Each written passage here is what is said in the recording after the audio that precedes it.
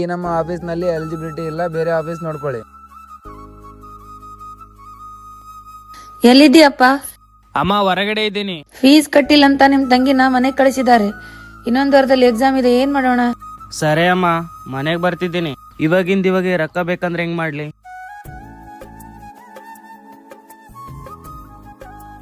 ಅಣ್ಣ,